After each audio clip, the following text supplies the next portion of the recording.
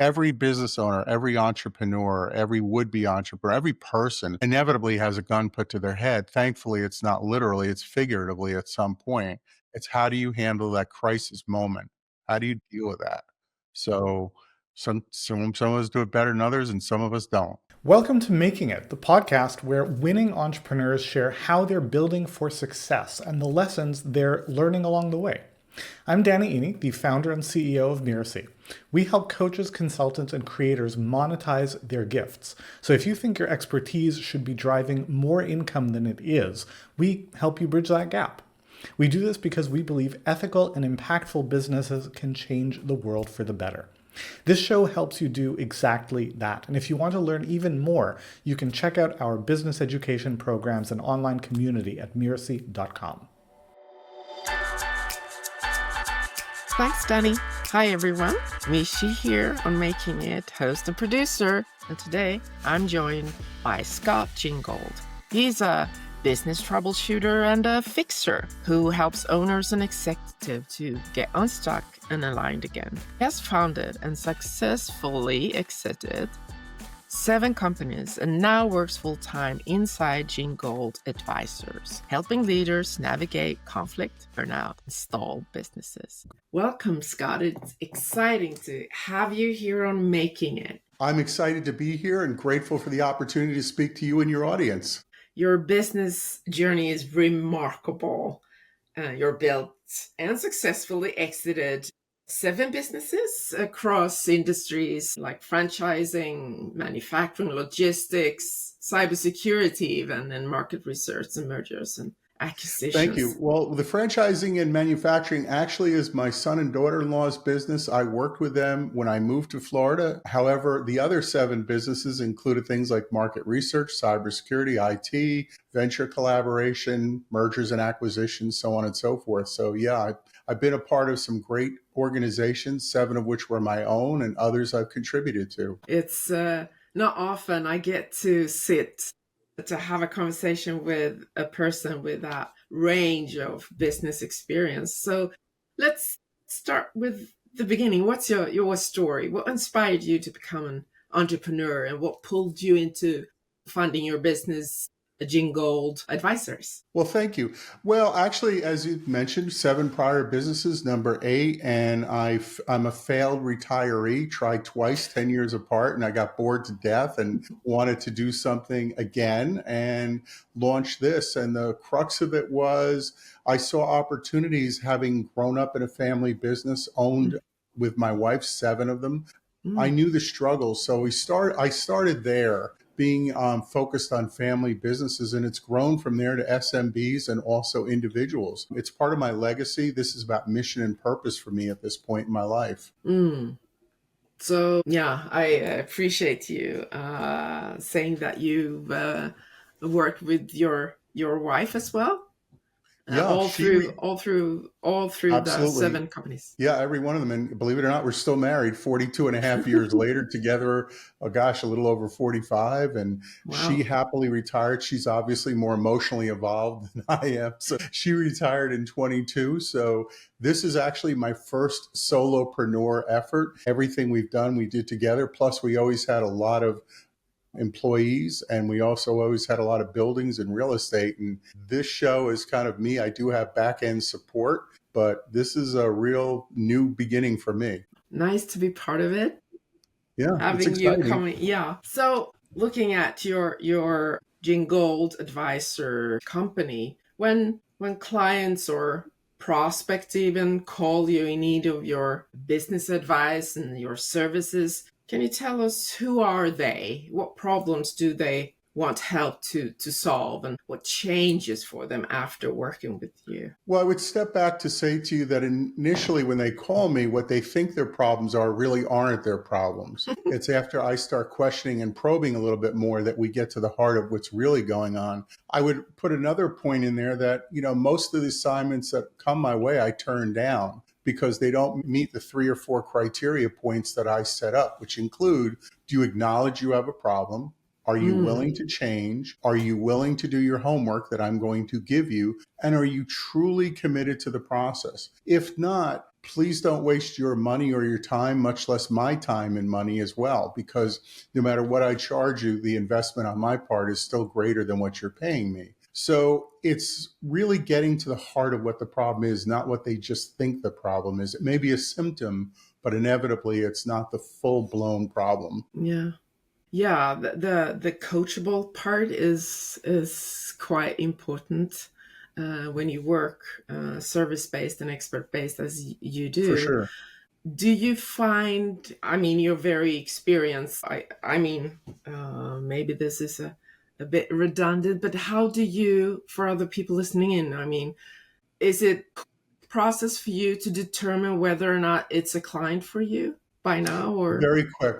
I don't want to waste their time or mine. And if I'm not the right solution, I'm going to do everything I can to find them the right solution. Everything I do is customized for that particular client. I do not take a cookie cutter approach to what I do. So if I don't feel like I can honestly give them the value for their dollar and also their time, I want to do everything I can to find them the right solution. So yeah, it's very quick. My process is very quick, and we get to work very quickly too. This is not a elongated situation here.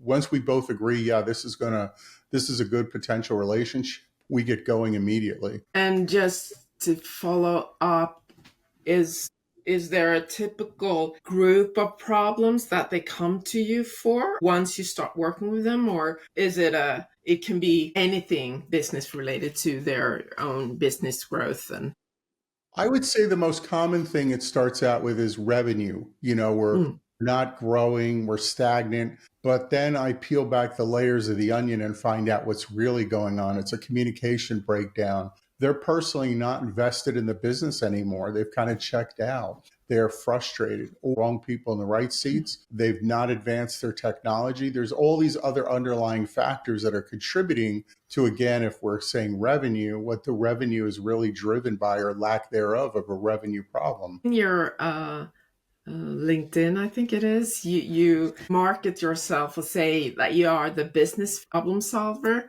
So when did your fixer instinct, if ever, have backfired and teach you a lesson you still carry into your client work today? I would say it backfired long before this business. Early on in life, I learned not everyone wants to be fixed. I mean, the truth of the matter is, most people acknowledge they have issues or challenges, but not everyone's committed to fixing. That was really hard for me to accept. Not everyone wants to move from where they are. They want to talk about it, but they don't really want to bring the change. So I would say that was an early lesson I learned, what kind of blew up on me, to your point. So how did that change in how you show up now? Do you have a different angle, how you approach the conversation with your clients? Well, I call it the morning after. So again, those questions that I brought up to you before about, are you really willing to change? Are you really acknowledging there's a problem? I call it the morning after because, okay, we concluded this conversation today. Let's talk again tomorrow morning.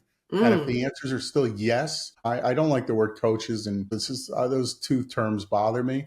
But the last thing they do before they conclude a call is they bring up a link to their Stripe page or some sort of payment. I don't do that. I want you to sleep on it. I know that's an old school term, but I really want you to think about that, because this is a big commitment for both of us. And I want to make sure that you're comfortable that you're going to do it. Does it cost me business? Absolutely. But that's okay, because doing the right thing isn't always the easy thing, but it's always the right thing to do. I treat people the way I want to be treated, and it's really simple for me. Simple and sometimes forgotten when you look around the world today. True. You shared prior to our conversation here that you looking to get to next level, not massive growth, but next level. So could you give us the headline for your next few years, let's say within 3. What does next level, but not massive growth, actually look like for you? And what are you aiming for? The biggest thing, I think, the pivot I would like, or not pivot, but the add-on is I do private paid speaking events. Now, you'll never see them on YouTube or anything because I'm paid by corporations or individual or companies, smaller companies, to speak privately to their groups. So I would really like to speak to more groups where I can share my experiences, good, bad, otherwise, but also leave them with life and business lessons that will hopefully resonate with them. And I always say sometimes some of the things I say to you won't immediately connect. I go back to my first responder days. When I first learned CPR, it was on a gym floor. And until I actually had to do it on someone in the real world, all those things click in. So I'd like to think that speaking to larger groups would be the opportunity to do that. I would also say, and I don't like the words coach, coaching, consultant, but group coaching where I can bring people in and kind of hear what's going on and let them learn from each other as well as from myself. That's an area that I would like to definitely explore for myself as well too. So that first, I'm a bit curious why you don't like the word coaches and consultant. I'm just curious. Well, because everyone today is a coach and a consultant. And, there's people out there with fancy letters after their names like MBA and PhD. And, I've lived this, since I was born. I was born into a family-owned business and vividly remembered 3 and 4 years old. And my parents' marriage was breaking apart.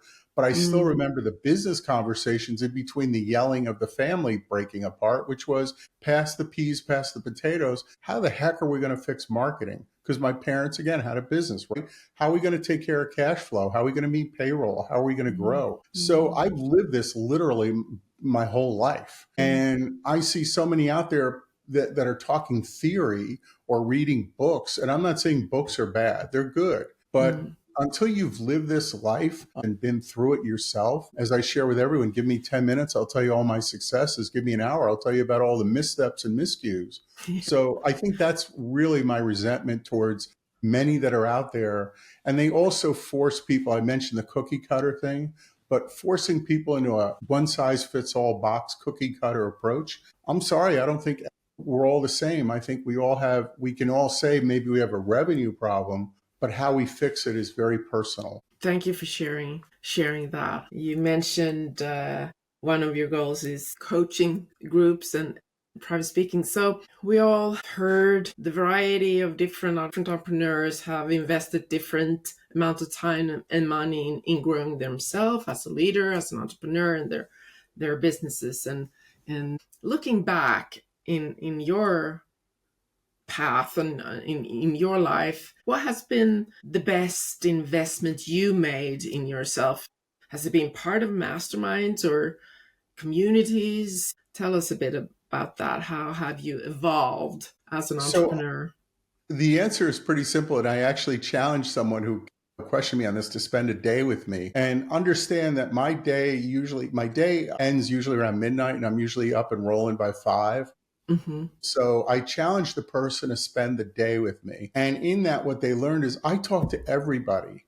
If I go into the grocery store, I will start talking to the cashier like, hey, how's business? What are you seeing? What kind of trends are you seeing? What are you, and casual. It's not like, an interrogation, but, just a friendly conversation. Back in the day, I was born in New Jersey and we used to have toll takers on the highway. And it was before all these passes that you could pay electronically. And I would talk to toll takers. So I think the key for me has always been talking to everybody, regardless of their position. I won't name drop, but I've been really fortunate to hang out with some really well-known, on TV type CEOs that you'll see, in different financial channels on television and such. But to me, I learned something from everybody, whether they sweep the floor or they're sitting at the head of the table in the boardroom. So I think it's the fact that I talk to everybody. I learn from everybody. I don't think I'm above anybody. As I've always tried to teach my son, we're smarter than a lot of people. We're not better than anybody, and there's a lot of people smarter than us out there too. So always be open to that conversation because you learn something new from someone every single day. And I know I still do. Yeah. Many entrepreneurs, they talk about being part of masterminds and that sort of thing. So that's why I asked you whether that was something that you felt was good or has been good or something like that. I've been part of and still am part of groups like Provisors or Association of Corporate Growth.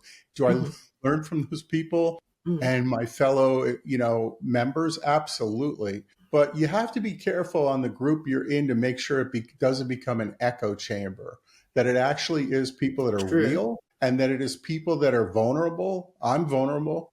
Be vulnerable, be open, and that are really, it's like when people were funny over the years, they'd say, how's business? I would say so, or when it was great, I would say it's great. And my point being is sometimes it's like when you meet people, they say, how are you? I'm great. Nobody's great every day. Business is not great every day. So in those groups, you have to be careful of the echo chamber. And I'm not saying it's every group, but again, you want to make sure you're part of the right group. And I do learn from people like that too. People ask me all the time about 7 businesses, about being a subject matter expert in all these different fields. I was never a subject matter expert in any of them.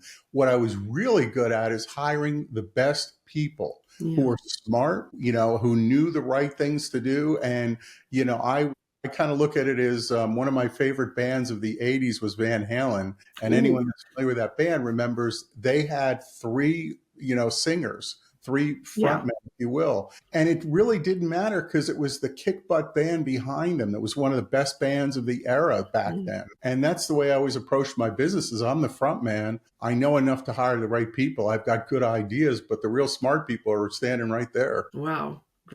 That was a great metaphor for how to look at it, how you lead your company and your business and your team. You mentioned at the beginning that you've always had people, employees, or a team that you work with, and that in itself is an experience and provides a lot of business know-how. You mentioned that what you would like to do is to get more private speaking events and groups. So what feels then like the main ceiling or constraints for you between the revenue that you have or the next level that you want? What is that? More about time, pricing, or positioning, or what's the... Yeah, I'm not driven, but this is going to sound crazy to your audience and to you too. I'm not driven by revenue. I'm driven, at this point I work because I want to, not because I have to. So it's really about what impact can I have. I relocated to Florida because I found out I was going to be a grandpa. And my granddaughter, thank you. She's just recently turned 3. And she's too young to understand or really comprehend what my life has been and what I've done in my life. But I want her to know as she grows up and sees me, what I do, that it is about impact. It is about trying to make a difference out there. And when I'm gone, I want her to know that her grandpa did everything he could to help as many people as he could too. So it's really about the impact that I'm trying to have, and why I've gotten involved in organizations like the SBDC, Startup Weekend, 1 Million Cups. These are all organizations focused on helping people. There's no charge. It's helping people to launch a business, refine a business. And that's why a big chunk of my time is non-billable, trying to help other people too. So just to have a little bit of a lesson or takeaway for our listeners, if there's a founder out there who feels stuck, what is one first move that you would have them take?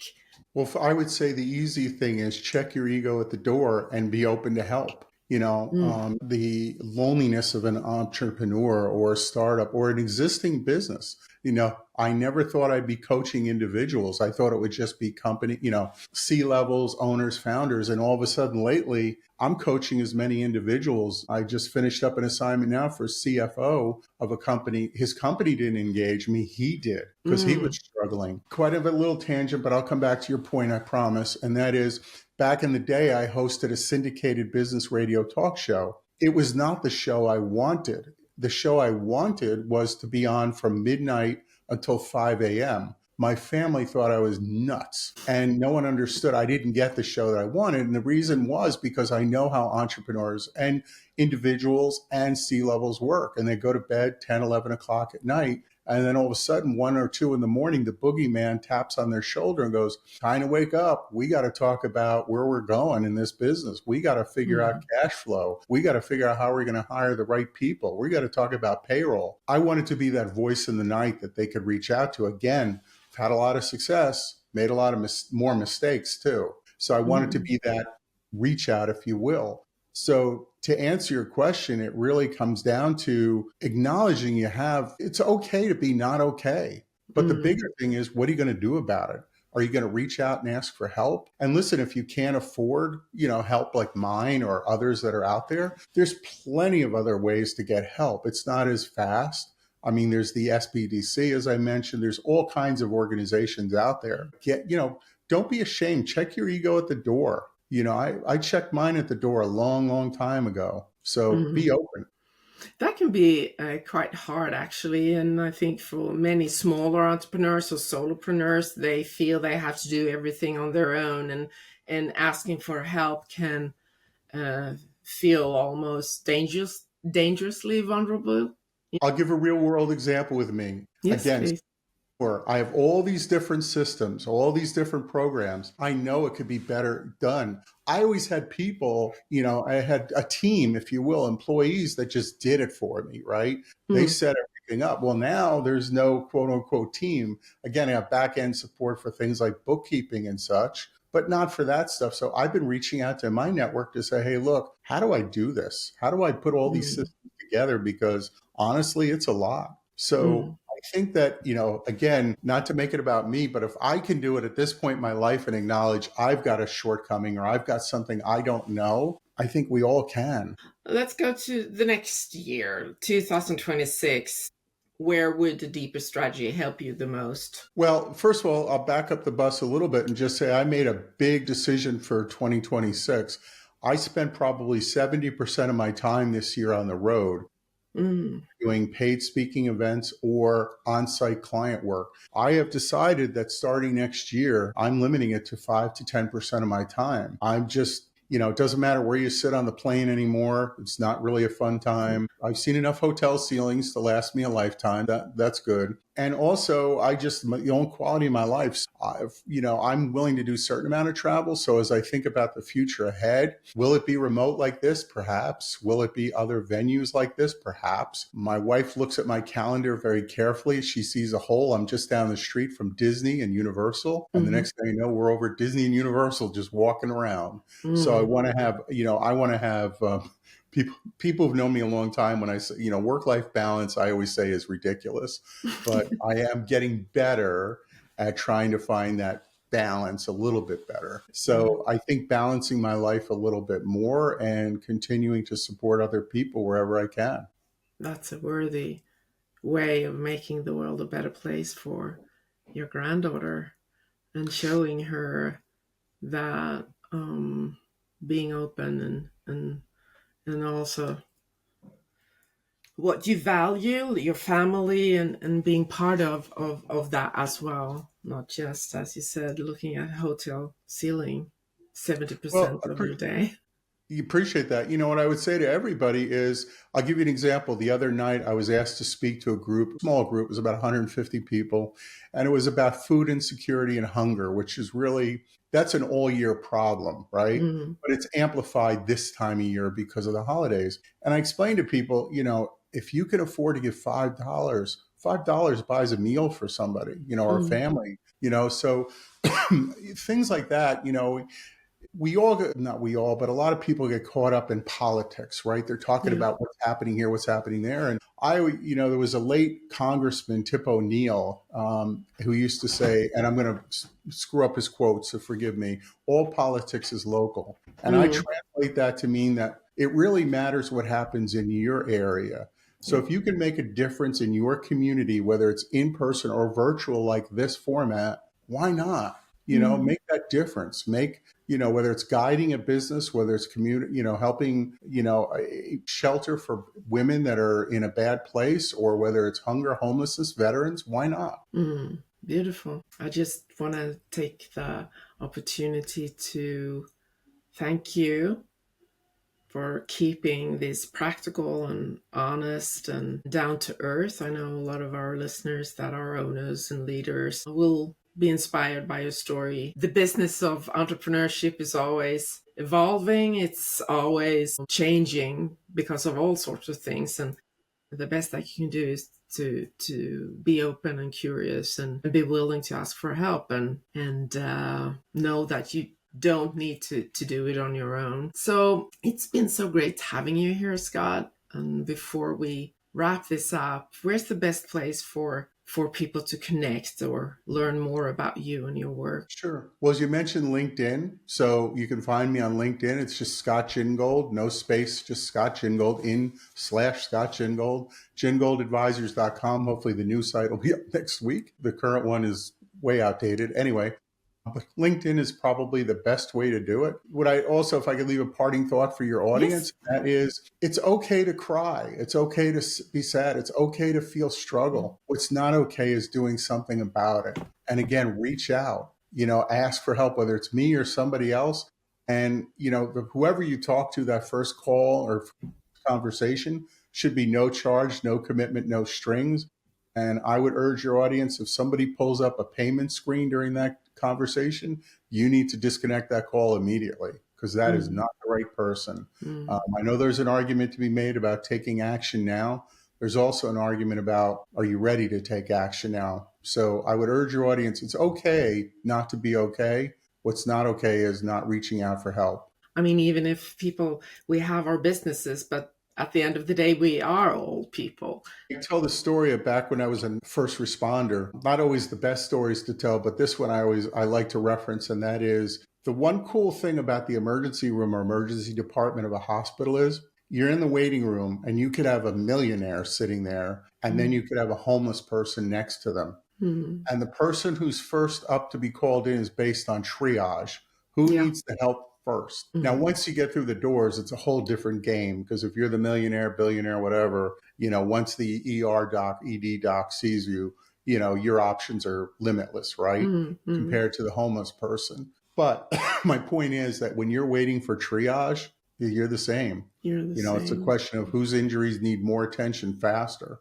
So I kind of apply that principle in my business and how I approach life too. That's really inspiring. That is a great takeaway. I will really bring that into my own life. Who needs the help the most? I tell the story, and I speak on a lot of topics, and I tell a story about, the first time I ever had a gun put to my head, I was 16 years old. I was working in New Jersey. You couldn't and still can't pump your own gas. So I was working overnights in a gas station. I was already living on my own, and I had a gun put to my head. And what that translates today, all these years later, is every business owner, every entrepreneur, every would-be entrepreneur, every person inevitably has a gun put to their head. Thankfully, it's not literally, it's figuratively at some point. It's how do you handle that crisis moment?